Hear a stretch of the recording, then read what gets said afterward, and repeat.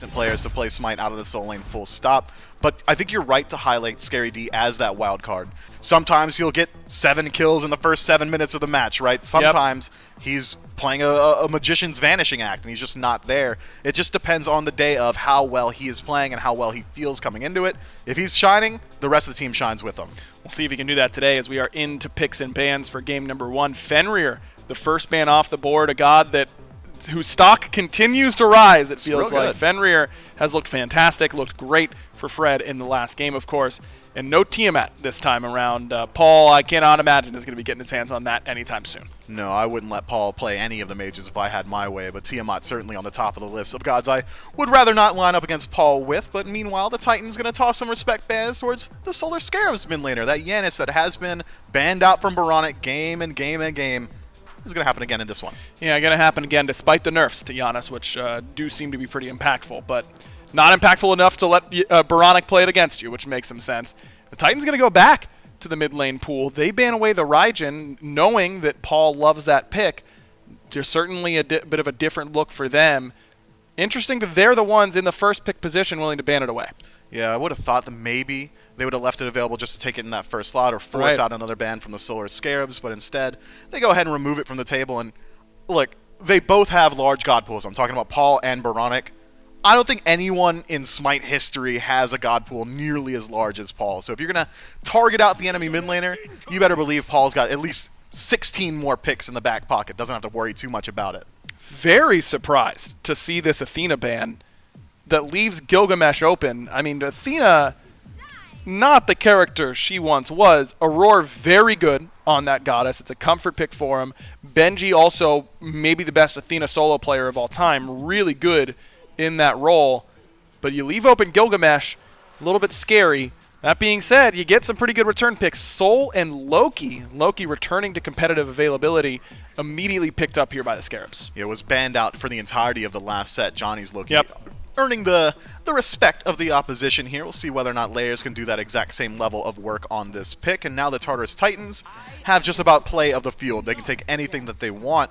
Surprised to see this Hercules locked in. That does mean that it's likely going into the soul lane. You'll have Gilgamesh in the jungle with Yamoja out of support. That is a lot of aggression across the board. You don't even need necessarily the most aggressive hunter to really find pressure in the long lane. That's just the amount of damage Yamoja does to wave. But this pick from the Solar Scarabs was something I was expecting from the Titans. It's very clear that they're going for that double hunter strategy once that soul gets locked in. So I thought maybe we'd see the Titans try and strip it away, but instead, let it through. Well, they get the Emoja there for Aurora. They lose some of the ambiguity of their early picks with the Gilgamesh and the Hercules by locking in the Emoja as well. But we were talking in just a minute ago, when the Titans get a solid front line, they look really difficult to stop. You get a solid front line with your top 3 picks already, so you're feeling pretty good about that at the very least. As Chiron and Osiris are taken off the board by the Scarabs and the Titans respectively. This Soul pickup, I'm curious to whether it's going to go into Baronic's hands or into Zapman's. We see some teams like the Bolts play it almost exclusively in ADC. Barracuda, of course, a specialist on that pick. But you see other teams like the Dragons play it exclusively in mid for Heroine, so good flex opportunity here for the Scarabs. Yeah, it is. Have we seen Baronic play the Soul so far this year? Not that I can recall. I'm not sure of it. He usually likes to play those a little bit further range, just artillery gods. I'm talking the Razathos, things along those lines. But instead now, it could be Soul going towards mid. And we've seen Zeros consistently find first blood on this pick as well. Nice little handshake there from Dave and Aggro on the desk. I'm going to shoutcast that one. Okay. We'll chair one flex. I guess you have to, yeah. Really good chair one flex, Mifflin. We all know exactly what happened now, and everyone is better for it instead of you just breaking down picks and bans. Well, I did the picks and bans, but you seemed like you were all done. You were like really. You don't got anything else to say the whole time. Well, I mean, there's obviously I'm going to have more to say, Aggro, but they haven't done anything yet. Maybe you should break down the bans. Oh, should I? Yes. Thank you. Morgan banned away by the Solar Scarabs. Did you cover that one? I was handshaking with Dave, as you so nicely pointed out. No, I was doing the picks. Cullen as well there for the Tartarus Titans. Now the Scarabs have to lock in their solo laner and either the mid or the ADC, as we were covering just a moment ago. We don't know exactly where that soul is going to go, and it is going to go mid. Zapman getting that Jingwei. Surprised to see him go towards that Jingwei. Generally, when I think Zapman gets his back put up against the wall, he goes towards things like the Heimdall, a little bit more aggressive picks I associate with him. Maybe realizing that he might be left alone on an island in this game, doesn't want to deal with that aggression from Yamoja is what I was going to say, and now I'm seeing this Khepri hover might shift up what we no expect shot. to see Okay, here. no shot. We're trolling, right? Yeah, that's a troll. Okay, 100%. it's a hell. Whoa! Yeah, it's hell. Wait a minute, That's it's hell. Paul. That's Paul. That's weird, but it is Paul. As you mentioned, hell very, very key to Paul's historic success, but we haven't seen her a whole lot recently. We have not. In Season 8, healing taking a global nerf when you're outside of combat means that Hell's going to have a little bit more trouble keeping her team topped off in these elongated engagements around neutral objectives, be it Gold Fury or Fire Giant, but Yamoja's going to be able to help out a little bit with that as well. Going to expect to see probably a couple onks come through here from the Solar Scarabs. Yeah, and maybe some for the Titans as well, because there's a Vamana on the other team now. Vamana gets picked Spicy here drafts by the Solar Scarabs. Yeah, a little bit weird to kick off Phase 2 for both of these teams. In the process of getting there, didn't have the playoffs they wish they could have as well. And so there's, I want to say, maybe more pressure on the Scarabs to perform here, just because I think they want to start off Phase 2 a little more spice into it, right? Like Phase 1, you had the warm-up time. You definitely struggled for, 4 weeks in a row before finally starting to really kick off and find your stride. I think if they could start this phase a lot cleaner, it would feel just better for them, right? A lot more of a moral uplift and would be able to keep them going. And this is a pretty decent draft. I mean, yes, you've got a lot of healing on the other side. You've got a Gilgamesh on the other side as well to handle. But they're bringing in the spice. I mean, Loki has been banned every single game that he's been available this week until now, so this is a great look for Layers. Plus, if I remember correctly, he's like 1 kill from getting 100 this year, so maybe that'll help kind of drive him forward. But also, I mean, when was the last time we saw Vamana, period, let alone when he's actually coming into the meta? Yeah, this is my dream. There's plenty to talk about in this draft, and plenty to talk about already in the mid lane. Paul just shy of maybe the mana to keep engaging onto Baronic, and the Soul will have to back away beneath the Tier 1 tower. My dream here, Gormizer, because there's plenty to look at on both sides. I just get to bring something up, and you can tell me a little bit about it here. Where do we think Hell is at the moment? Because when the healing changes came through, Hell and other healers kind of started to fall by the wayside, but if anyone's going to make something like this work, I'll pause as SOT has a chance for a solo kill in the solo lane. Oh, the Benji's going to turn it around. The knockback and the auto attack is enough, and down goes the Vamana. Minute and 53 in with a pair of beads of his own. So now for the next 155 seconds or so, this dual lane of the Scarabs got to play a little bit more cautiously. Yeah, about to have his ult. Zap should be able to farm up to that in a second, but they both back to base. And they just pop off over here in mid. Yeah, Baronic down for the first time this game. Solar Scarabs lose their mid laner. Up. And now that he's got his boots online, you can see that that's not really affecting him so much. I'm excited to see what this Hell can bring. Because, and you had kind of brought it up later, and I might have to wait a little bit to bring it up because Inbound's looking to get aggressive on Aurora. Yeah, and he'll grab a hammer over onto Aurora as well. Inbound has the Sunder, should he choose to let that one fly. He does let it fly, and it's onto Aurora, but there's no follow-up damage. Instead, Inbound left alone. And the Tartarus Titans collapse on in, and it's Scary D with his second kill of the game. This was a Gilgamesh that was left open. Remember, the Dust talked about it a little bit. Athena got banned out. Gilgamesh was left open. But the action gore might not stop there. I mean, Zap is the one that's going to be in a little bit of trouble. Has his ult, so I'm not too worried about it. Yeah, should be able to at least get away there, but that was close. Layers doesn't have the same real escape. This is chaos in all the wrong ways if you're the Solar Scarabs. There's only 3 kills on the board. I say only, but that's a great start here, 5 minutes, 20 seconds into the game. Good at tightening it up after those issues happen. And this is a good example of it, right? They get the left side Scorpion. It opens up some opportunities for them. I think it's definitely not been the start they wanted, but it is nothing that they haven't fought before, and it's something that they've come back from before as well. There's a potential 2v2 that turns into a 3v2 that turns into a 3v1 as SOT blinks away here. Titans may be looking for the dive. Aurora does have River's Rebuke. Good timing, though. I'm not sure if Aurora sniffed that one out, but blue buff respawns, and Aurora will end up going back, helping out Benji, invade in onto this blue buff. Keep SOT as far behind as you can, because the Vamana did end up closing that 2-level gap down to 1 level, now probably about half a level here. So Benji still being able to pull that advantage is big, but now Inbound pokes his head around the wrong corner. Cyclone Spin, use the ultimate here. Paul is in range for some damage, but Inbound leaps away. Ooh.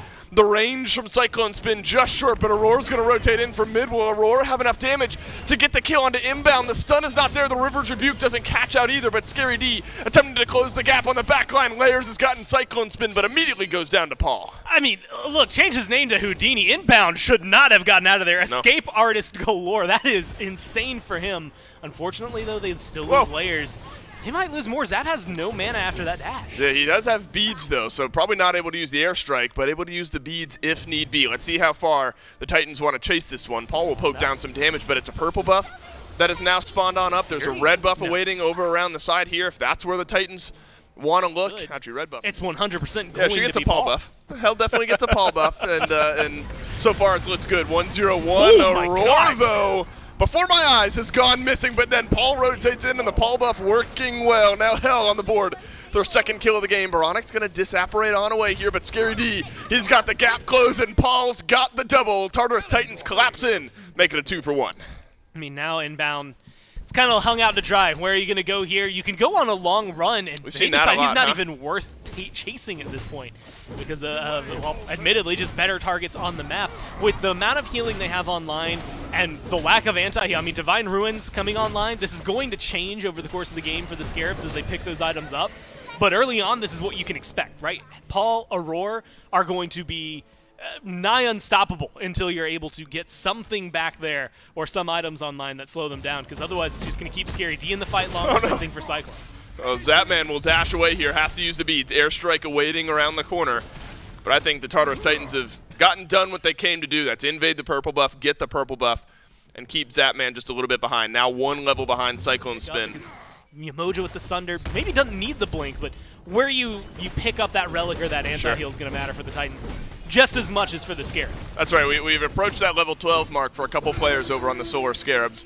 Wondered how many Cursed Onxie would see. The desk figured we'd need at least one, and inbound seems to be the target for where you'll go with at least the one that you'll have if you're the Solar Scarabs. Not on SOT over on the other side here. Zapman looking for a red buff invade, so the Solar Scarabs not backing away from finding some map pressure of their own, but the onslaught begins here for the Tartarus Titans. Zapman is able to escape, but he cannot participate in the rest of this fight. Inbound, slowed on down. Watch out for Benji around the back line. His layers left to his own devices, and death is what he finds on the other end. Tartarus Titans find a pick. No Fury to be gathered just yet, or Pyromancer, so it looks like some wave pushing in the mid lane. Again, I'm waiting for what is the inevitable power creep of the Scarabs right now. Contagion just now picked up, so that's a second anti-heal item that's going to be online for the Scarabs. But it's starting to take a little longer than you'd like if you're a Scarabs fan. Like, you're 13 minutes in, that is nowhere near. I mean, that's what, maybe a midway point for a a regular game, 26 to 28 minutes. Really going to benefit, as you had just highlighted, the Scarabs is not just the Jingwei plus Fafnir, but being able to get the team-wide coerce with Baronic on Soul, Zapman on Jingwei. Like, they get a Fire Giant, all 6 towers and at least a Phoenix go down on the side of the Titans. They have such good tower clear and objective just control in that.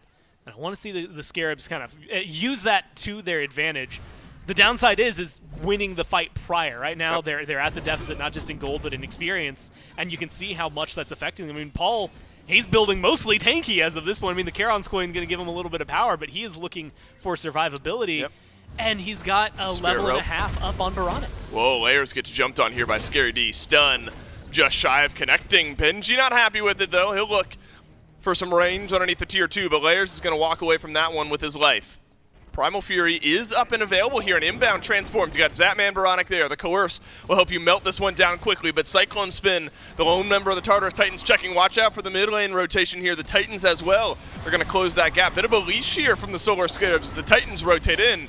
Looks like no pushback this time, and the Titans will grab another Fury. Now that just showcases, I think, the control the Titans have on the game right now. The Scarab, you're going to be able to burn them down. Great counter for the Vamana, but if you're looking to burn down a Hell, looking to kill off a jungler, that is a great opener for inbound, and he's already been playing pretty aggressive. He likes to get into their face, so I expect he's going to be able to get it on at least a few people. It's all about the follow-up at that point from the Scarabs. Looks like, if we're continuing on with SOT here, he's got Contagion, Toxic Blade a little bit later on, something in the Katana tree to finish things out.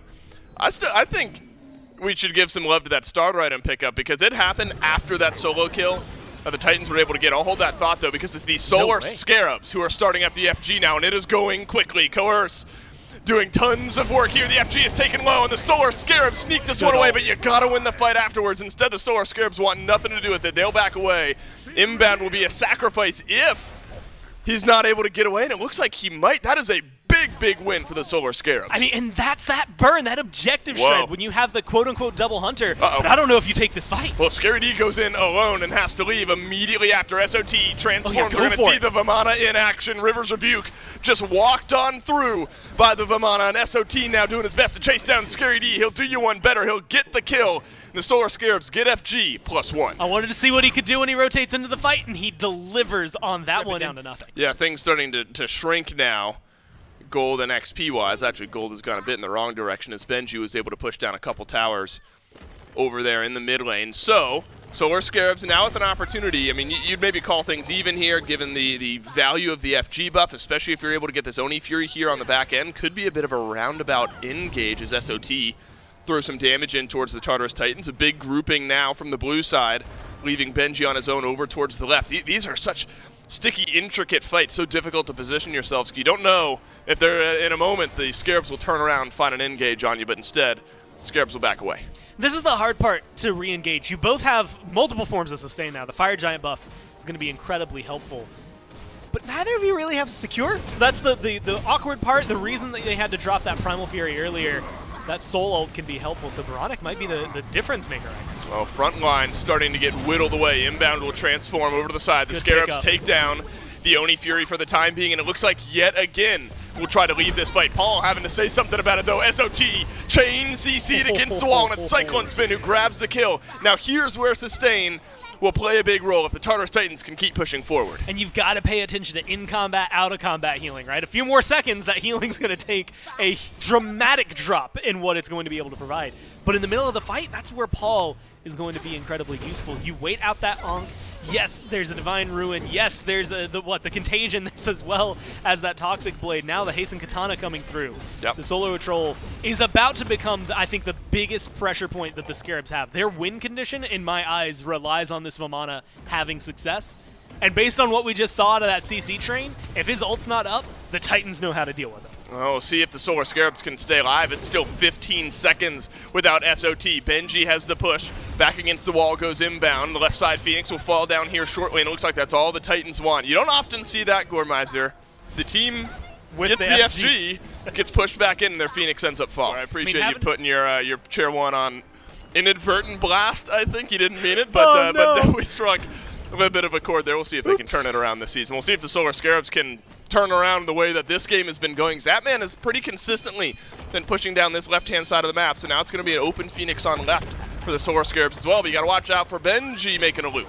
And that FG buff just wore off as well, maybe, 30-ish seconds before it was comes a big through. fight. And Benji, if he gets a good setup or a good pick here, with that knockup missing, I think this is a good way to disengage. Layers does catch the pile drive and a little bit of damage from the Excavate. Scary D looking to re-engage. That'll force the ultimate out of Zapman, who has to leave on this Jingwei, but Benji continuing to push forward. The cooldown on the pull will be up just in a bit, but instead the Solar Scarabs will survive on this one. FG is back up. Highlighted it. You pointed to it earlier for me, and I'll actually talk about it now. But this animosity that he's picked up, something I will admit was not expecting. All right. Agreed. Yeah, that 4% of your max health as magical damage to enemies and structures feels pretty good when you're using that for your basic attacks, and it fits into the playstyle of Vamana. And so I like him getting aggressive and just beating on the front line here. But when he gets to the back line, when it comes to towers, he's going to be a big playmaker as well.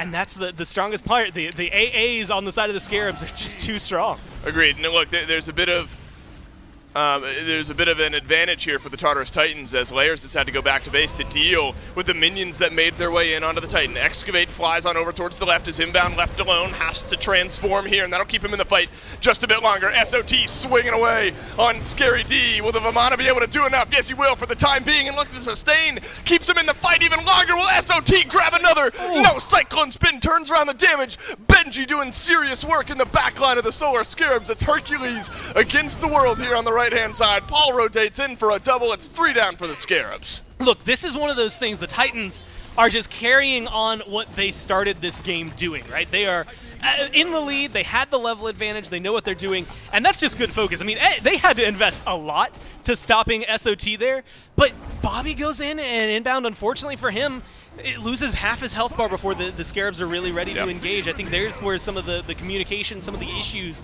are cropping up for them. It's just when they want to fight and how they want to engage on it.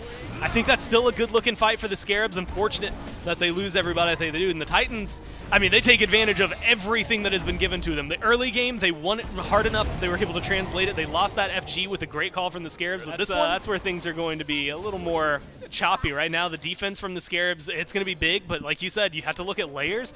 Baronic's damage, Zapman's damage as well. I mean, Zapman's got less damage than Inbound right now. He's got to be able to get into these fights. That's right. The Jingwei has just not been there. On one side, it feels like the backline has had free and clear opportunity to free cast the entire game. On the other side, it's felt like the exact opposite. The Tartarus Titans knocking on the door of a Game 1 win here as Benji's made his way underneath the mid lane. Phoenix, but has he bitten off just a little bit too much here? Scary D stunned down on the right-hand side, and SOT finds the kill. Scary D has got to get something here, but instead SOT, he'll press down on the gas pedal. He'll look to chase down the Tartarus Titans. I mean, that's an unfortunate moment there to lose layers, but SOT staying alive, I think, is a big key. Look, I'm going to throw him under the bus since I just did it to Zap, but Layers barely has more damage than Inbound right now, but they have to defend, Dave. This is where things get so awkward. Those fire minions on left, soon enough on right, are going to cause so much trouble. Baronic goes down to Cyclone Spin. Now Inbound backing away towards his own fountain here. All three Phoenixes are going to be down. Hey, sustain. This is another moment where you want a little bit of it on your side. Fire minions have already done some serious work to the Titan here. It's down to half HP, and it'll be down to 0 HP shortly. Paul will end this game unstoppable, and the Tartarus Titans grab a win just shy of 30 minutes.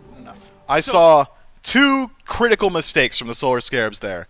They weren't utilizing their separate Onk timing properly. Very often in these team fights, you see one Onk pop through, hit 4 people, and then literally half a second later, another Onk pops through. You gotta stagger those cooldowns if you want to find the full value. And the other issue is how many times was SOT able to close gap onto Paul in this hell and just didn't have enough backup to finish off these kills. This clip right here, a perfect example of it. He was slamming this hell for, 10 seconds unmitigated, just didn't have the help he needed to finish off these critical kills. A lot of really close calls for SOT, who made the Vamana look really good, I thought. This was the low light, though, as he nearly got the solo kill onto Benji. So close. One auto. Oh, no. And then Benji pulls him back and lets the minions do the dirty work for him. Easy solo kill for Benji right there. But the backline was just a little bit too much for the Solar Scarabs in this game. Paul on the Hell and Cyclone on the Heim, just really difficult to lock down. It was, man, and you'd think that they had the tools, the Scarabs that is, to lock it down. You've got gods like Loki who can just close gap incredibly easily, use that Assassinate to get involved as quickly as you want. You got gods like Vamana who can just sit on this hell for as long as you want, but it just, even throughout all of that, the Tartarus Titans were able to withstand that aggression and then utilize their healing yet again to win out in these elongated team fights, despite what was a incredibly good call for the Fire Giant from Solar Scarabs. That's nuts that they were able to go into it. They were 8-2, I believe was the slash line, or 2-8 rather. They were not the ones with 8 kills, but get the Fire Giant on 4 members. But it kind of fizzled from there. They weren't quite able to push it into the towers. This team has been mentally tough throughout this season, and we're going to see that here on display, I believe. Yeah, remnants of their PK days from Zapman's veteran leadership. That man has impenetrable mental. It's absolutely ridiculous how much punishment he can take on the battleground and then pop back up and say, all right, you can't do it again. You can't do it for 70 actual human minutes. And very often people can't do it for that long. That seems to be the strategy for the Solar Scarabs. They make every team they play against absolutely earn every single win. Well, this time it's the Solar Scarabs in that first pick position swap from last time around, I do believe. And they lead off with the Athena ban. Why? Well, I could just rattle off what makes Athena good. Sure. She's got pretty strong early game. Her laning phase is deceptively strong. If you level that first ability first, it means that you really can just find a ton of damage as well as a slow to set up for your squad. That global presence is still incredibly strong as well. Sure. But the argument I think you're trying to lean towards is it's an argument of scale. What's better than Athena? Well, there's probably a fair bit of stuff in Smite right now. It's interesting. Maybe these guys have just been scrimming each other. Athena's been popping off in the scrims recently. That's all I can guess. Maybe. I mean, Athena is good. She's real good. I don't know that she needs to be banned this high up, but the Scarabs certainly scared of what the Titans would do with the goddess in their hands, so they keep it out of the hands of Aurora and or Benji and or Scary on the other side. As Robin once again banned by the Solar Scarabs, so now you're in a position where Gilgamesh could be open. The Titans did ban Raijin in their first pick position last time around. They didn't have to worry about banning Tiamat since they were first pick on their own. They leave open Raijin. They ban the Gilgamesh, as expected in my mind, for what we've seen from that Gilgamesh. And now the Scarabs kind of have an easy first pick if they want it. They know that the Titans have a lot of respect for Baronic's Raijin, and they could go for it first overall. Could go towards the Raijin. King Arthur still available as well, but instead it's going to be the Soul Lock-in. And I think that's not too far below Raijin in that priority list. She still has great survivability. It opens you up to that Double Hunter-esque composition in that you can just pick up a Fafnir and whatever physical hunter you want, and then all of a sudden every single objective on the map is wet paper to you. So I like what this Soul brings insofar as threat inside of your composition, but maybe some better options. The Titans, though, that's an interesting first selection. Raijin and King Arthur still out there. Yep. Raijin and King Arthur still available. They decided to go neither way. They go Fenrir Loki instead. Definitely loses that flex pick potential for the Fenrir. We've seen Scary D play it very well. Now we know that it's almost certainly going to be Scary on the Loki, and that leaves basically just a Roar. I guess Fenrir can play solo, but most of the time you'd expect it to go to support.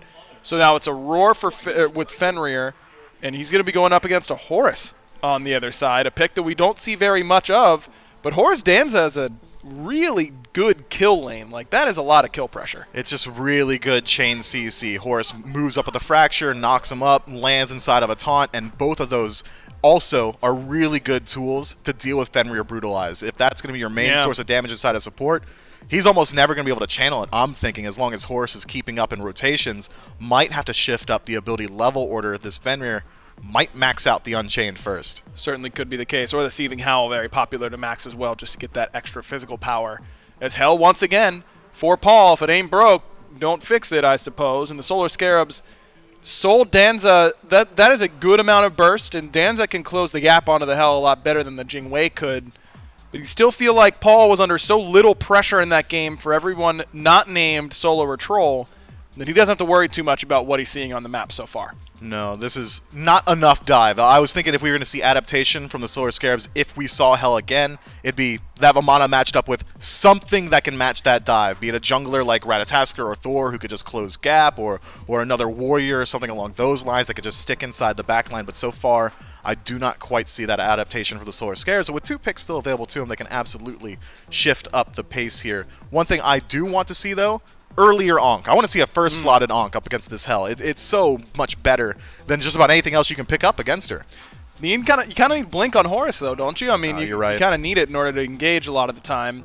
Maybe that's going to be the pickup for him. As Hercules once again, if it ain't broke, Titans aren't fixing it. Now you really want the Ankh earlier on, right? That's a ton of healing. That is true. Plenty of healing once again for the Titans, but no Umoja this time around at the very least. Scarabs have a little bit of healing already, so you got that going for you with the Horus.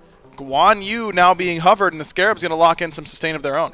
Yeah, Horus and Guan together. Danza Burrow heals himself, and Soul offers herself a little bit of regeneration as well. So that might be enough threat of sustain to force the Titans to look towards an Ankh, or at least a Toxic Blade, Brawler's Beatstick, something along those lines to match up. But this Susano pick, I really do like. Hell is very susceptible to ganks in the early game. Got to be very aware of Susano's positioning if you want to deal with his second ability, that pull-in.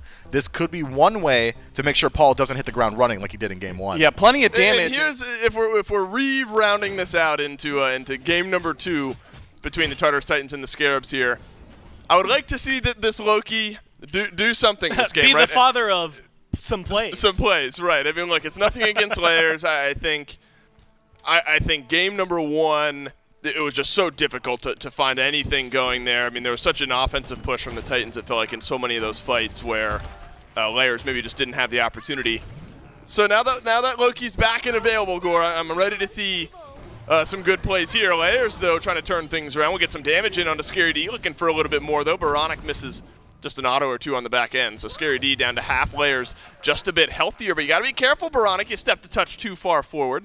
But usually as these things go, no deaths just yet in the mid lane.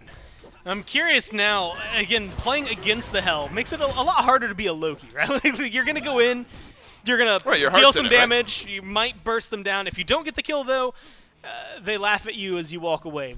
With the Hell, theoretically, you're not going to have as much to worry about. There is still Guan Yu, there's still Horus healing that is going to come through, and then the self-sustain that, like Soul will bring.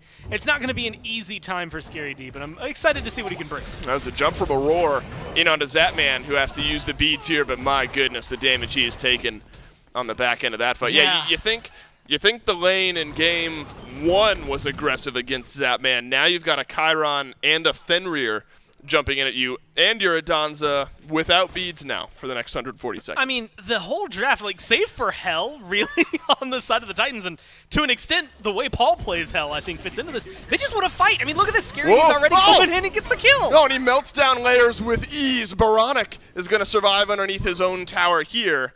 But that's what Loki does, right? That's maybe what was missing just a bit from game number 1. Paul just a bit of damage away from grabbing this kill on a Baronic. We'll see what pathing Scary D chooses to take here. This would be aggressive. Should either of the two of them try to keep going here. You've got Baronic out of the fight. You've sent him back to base. That's enough for the Titans here. Scary D starting to make a bit of a journey out of this map. He'll get first blood over in mid lane. Now blue buff invade on right. I can't think of anything to exemplify my point a little bit stronger. This team just, like, the Titans draft wants to fight. They want to fight early. They want to win the game fast. Again, not because of anything late game, just because they want to be able to escape so regularly. I mean, Danza should be able to stay alive here. In fact, with Horus, should be able to put some pressure back onto the Titans, but it is going to be a very difficult early game. For the Scarabs, I honestly just want to see them float. Well, now it's inbound with maybe some help from Layers on the back end here, getting a kill onto Aurora. Layers is going to rotate into lane. He's blinked on through here. He'll teleport right back to the Fenrir, and now Layers has gotten a kill on the board here, and that's exactly what you need. You don't want this Danza, this Horus, to fall behind. That's when it feels a little bit difficult here. Could there be another solo kill? Yes, there is, but this time it's SOT on the Benji, grabbing it for the Solar Scarabs. A much better start here. Still down in gold a little bit, but the Solar Scarabs showing some life. I mean, and a good swing in their favor. Up to Scary D. I mean, he should be able to get a kill, right? Yeah, should be a kill from Scary D. It's a dash out from SOT, and at this point, SOT just trying to turn around as much damage as he can. Maybe we'll do you one better, but the stun from Scary D has to use the ultimate. Grabs the kill nonetheless over onto SOT. Granted, it's 2-0 over there for Scary D, but ultimately I think Loki is a little bit easier to handle and play around later on than a Susanoo, who has a much more AoE, a lot more control on the pace of the fight. Uh-oh, Scary D doesn't have the ultimate, but he's got plenty of damage for Baronic. Paul will heal himself on up, but no matter. Layers is found. The 1v1 kill here. Aurora will jump back in. Full runes means stun, and that means kill from the Fenrir over onto Layers. It's going to be a drop ship on in, but nothing to be found here for inbound. So we've now seen this a lot. Layers being proactive, and then an answer back from the Titans. And so if you're being proactive, you tend to feel good about some of these traits. Yeah, I think that at this pace, they're, I mean, slowly but surely falling behind. It's the stuff after the stuff, to quote everyone. His ult. Oh, man, it's a jump in from Aurora. Oh, no. Ragnarok sends inbound to the side, and now it's Aurora with another kill on board, too, now for the Fenrir. Inbound is going to try to find a kill here onto Aurora, but Cyclone Spin rotates on in, and looks like Layers was in there as well, so no longer do either team want to fight. Definitely risking death hanging around any further. It's the what they're picking up after the fights right now, right? I mean, 3 to 4 kills, that's not a lot. My goodness, in fact, Layers being able to just burn down Paul like it's nothing. It's good pickups, but it's still about a 1,500 gold difference, and it's where those buff invades earlier on came into this, right? A little bit more control on the map as a whole from the Titans has led to a small early lead. So don't look at me. He's died more this game. There we go. Yeah, see, now you're speaking my language. Absolutely true. Now we're in my territory. He definitely has died more, Gore, and I'll give you a nod and a thumbs up on that one. Inbound finds some aggression here on a Cyclone Spin. Zapman trying to retreat. Will come out of stealth as Aurora rounds the corner here. There are beads for the Danza, but there's some cleave damage coming through, and Zapman will not be able to survive as Baronic melts down Scary D. Another 1-for-1 trade here, and this one is Aurora is able to survive. To win game number 1, right now they're keeping even. We'll just have to see if they can keep up this pace to make sure that they're always on point. Ideally, as a Danza, you're in a position where you can use that rocket to get in, and you're happy to be in their face instead of being nervous. And Zapman still within that realm of even at this point with Cyclone Spin. 0-1-2 for him, 0-1-1 for Cyclone. We'll see if this fight has anything to say about it, though. Aurora with the Ragnarok might be able to chase down one. Instead, it's a double dash away. One is the rocket, one is the dash, and Zapman ends up getting pulled back through, and Scary D rotates on in. Perfect timing, 4-1-2 for Scary D on this Loki. 4-1-2 in the first 10 minutes of the game. He's an absolute menace and devastating to you. But it might not translate into his late game play. Scary D does get his back stopped here, and his beads will get used. But do you really want to stop this guy from going back? Scary D uses his ultimate to get back into the fight. Zapman is able to win the duel, but Aurora gets the kill on the Layers over on the other side. Inbound grabs a stun. He grabs a double. It's Cyclone Spin who's gone, but Aurora has the Ragnarok still right back into tower range. Goes the Horus, just a little bit more damage as the tower provides some of it as Aurora desperately wants that clinging kill to so life badly. here. Zapman low as well, but Baronic with the good rotation in, and the Scarabs find a big 3 for 1. Bravo from Baronic and Zap to play that, and even more importantly, inbound. I mean, juking through the minions the way he did, like, there are maybe 2 or 3 autos there that should have ended his life that don't connect because of the pathing he takes. Oh, that just and feels this is bad. Good control, and this showcases, it's the duality of the Titans draft. And it might continue right here on Nepal, which is that you have a lot of healing. It's necessary because everybody's so squishy on this team. I mean, you've got 2 assassins, the Hunter and the Mage. Even if Hell builds tanky enough, she's still susceptible to a lot of that damage. And I think this Guan Yu now shows where some of that strength is. I'm just going to cavalry charge on in and jump on top of the Hell and whittle down that health bar as well as I can. So, a good look here so far for SOT, who stands at 2-1-0, just a level behind Benji. Maybe good in the gold department, but things could get worse here. No mana, and the health is melting, and Benji drops the boulder and gets a big, helpful kill there with the assist of Scary D. 4-2-4 now. Let's see what Inbound chooses to do here. Goes back behind Aurora and Cyclone Spin, but it's going to be a double stun. Well played from Aurora. Now Layers brought right back into range of the Tier 1 tower. So much damage flies on in. The snipes from Cyclone Spin will be shy, but what a way to turn that one around. And like, yeah, it's really cool, double-sided. But if you gave that to someone who's like never trained with like a bow staff or something, as that man gets out here, yeah, good. Okay, he's out of there. It was sneaky. They've never trained close. with a bow staff. You're going to chop off your arms or your leg, right? like you're not going to know what you do. And that's kind of what this is. Like, the Titans have a draft that if you get aggressive with it, you can take on 2 of the best Jedi of their time. But if you mess got up, chopped anyway, you're going right? to well, yeah, well, but poor not, Qui-Gon. But not by his own doing, right? Darth Maul didn't chop himself. He got chopped. That was Obi-Wan. Yeah, the Gold Fury getting chopped away here by the Tartarus Titans will No get one got secured. away from me. Worth how the Scarabs have found this aggression. The Titans have as well. But the happier team through 15, nearly 16 minutes has got to be the Titans. They're 4K in the lead.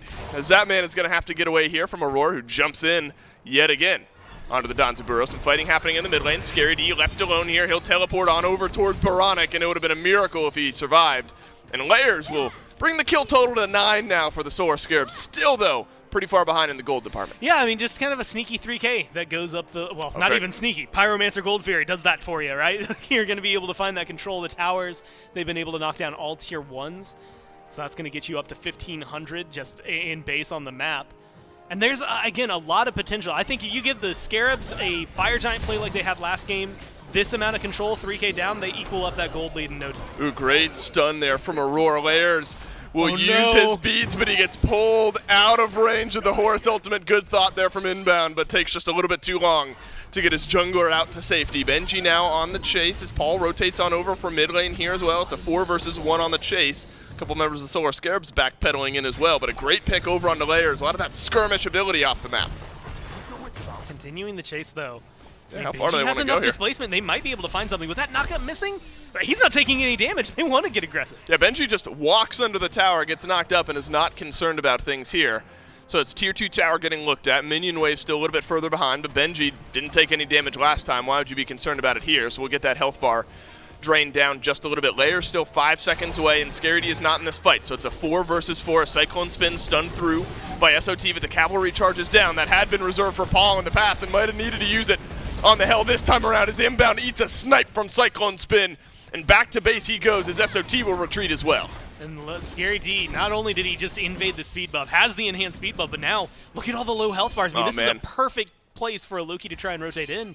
But no, they're pinging. They want him to split push. They want him to keep going towards that mid lane, so it's the tier 2 in mid, tier 2 in left being looked at and damaged and likely taken down now by the Tartarus Titans. As soon as Layers goes up, Inbound dies off. Tier 1, or tier 2 rather, in mid doesn't need that much damage, but enough pressure, slow build up. Soul was shown a little bit of damage gore, but again, if left unchecked, that's where you can see an insta-kill on Nepal, an insta-kill on the Cyclone Spin in the right moment. And that first one, at least, is the one that really matters the most to me. Insta-kill on Paul. Paul died twice early on real easily. That man actually avoiding death as of right now. Let's see if Inbound can do so. Oh, yet again, the rocket gets used defensively and then aggressively. Scary D rather, gets taken down by Baronic here, the Soul. You call her name, she shows up in these fights, but Zapman low underneath the tier 2. Layers half healthy in as well. SOT could re-engage and said it's Inbound who wants to do it himself. We'll see if he closes the gap in behind the Titans, but they are plenty far enough away. So it's the one pick and done. Scary D off the map now for 30 seconds. I might even be willing to put pressure on the Fire Tower. I don't know. That's a risky call for either side. I think the Scarabs might be in a position where they could, again, pressure it, maybe not take it as of right now. Without the Coerce to really buff them, even with Soul Danza, might take a little too long for them. I like this call. Primal Fury going their way would be a pretty big advantage, say akin to something like coercing 2 of your carries. Oh.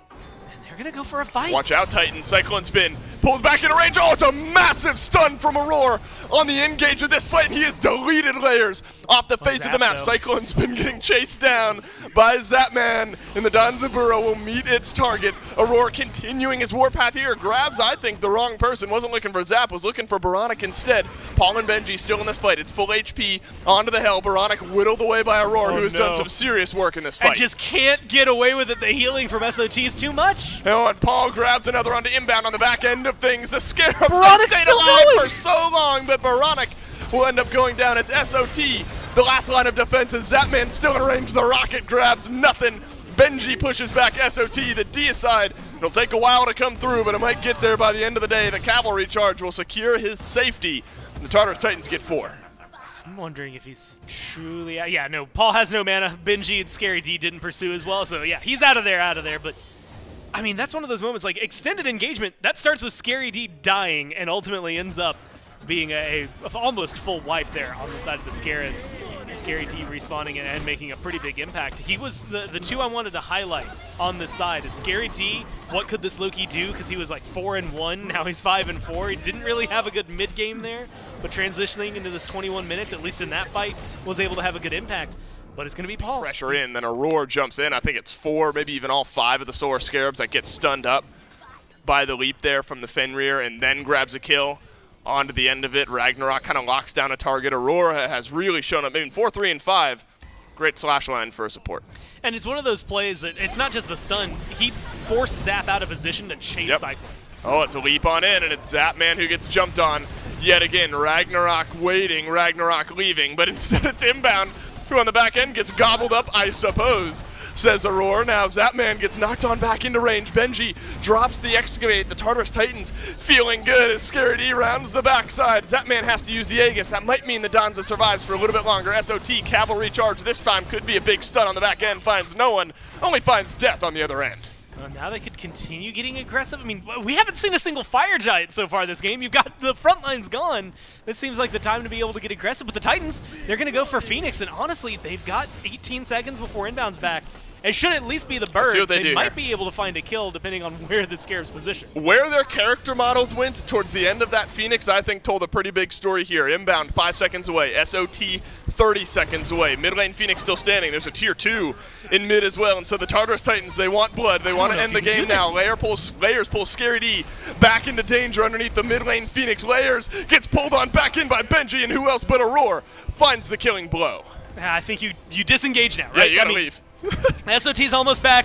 You got another kill. You don't quite have what you need to take down that Titan, but they're going to be able to get inbound. Yeah, you thought they were going to leave. Instead, inbound gets jumped on, pulled back in, and now the Tartarus Titans, the tug of war goes on as both Layers and inbound are dead for at least 35 seconds. 3 members of the Solar Scarabs left in this fight. Might make it 2. Baronic gets evaporated. SOT tries to dash away, but Aurora's in. Benji hits another pull.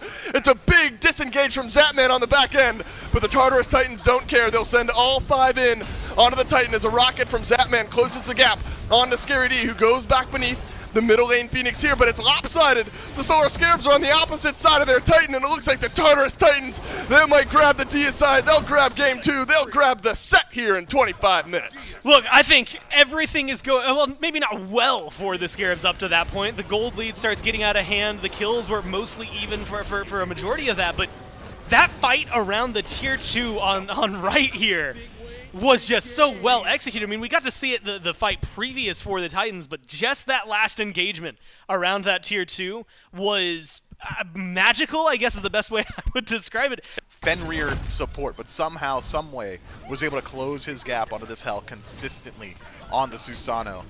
Tough, though, wasn't quite able to transition it because every time he did find a kill or set up for an assist, someone else on the team was dying elsewhere.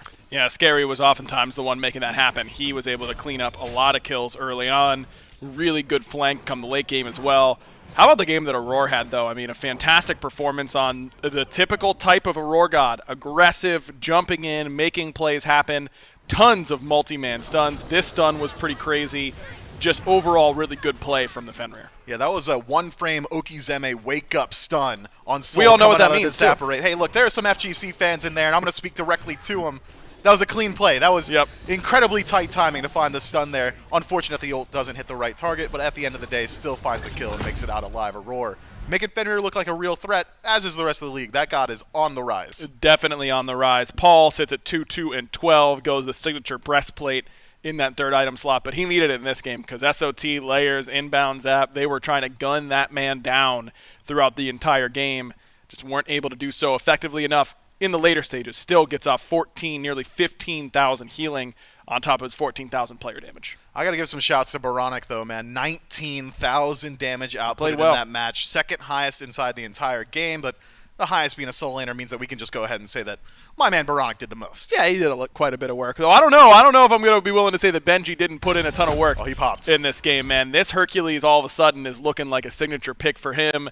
That is never going to be a good sign when now you've got to worry about, I'm sure Aurora is going to be able to pull the Hercules out again whenever he needs it. He's locked in, baby. Let's take a look at the schedule for tomorrow as we wrap up week number 1 of Phase 2. It's the Tartarus Titans, default skins only for Scary D, in the set up against the Camelot Kings, and then the Jade Dragons up against the Solar Scarabs. The Scarabs get 2-0'd here today, and they don't get it a lot easier with the Phase 1 playoff champions, the Jade Dragons, coming in next week or tomorrow. But there's a team that has showed the capability to bounce back time and time again throughout this year.